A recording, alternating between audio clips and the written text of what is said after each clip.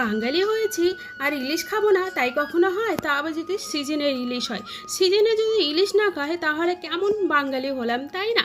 দেখো এখানে প্রথমে এই সিজনে কিন্তু আমাদের বাড়িতে প্রথম ইলিশ এসছে।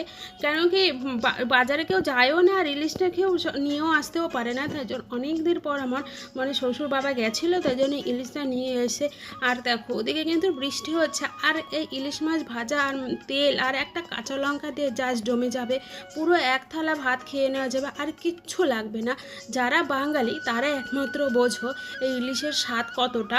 ইলিশ পেলে আর বাঙালিদের আর কিচ্ছু চাই না, বিশ্বাস করো। আর এই বেগুন দিয়ে কালো জিরে কাঁচা লঙ্কা ফোড়ন দিয়ে এর যে কী স্বাদ, সে একমাত্র যারা খায় তারাই এই স্বাদটা বোঝে। আর দেখো যেহেতু একটু আলু দিতে হবে, বেগুনটাও করা যায়, তার জন্য আমরা একটু আলু খেতে বেশি পছন্দ করি, তার জন্য কিন্তু একটু আলুটাও দিয়ে নিচ্ছি।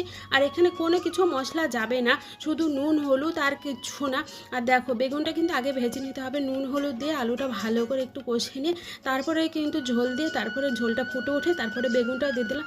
আর ঝোলটা ফুটে ওঠার পরে তারপরে কিন্তু আবার মাছটা দিয়ে তারপরে নাড়াচাড়া করে হয়ে গেছে। আর কি সুন্দর হয়েছে খেতে।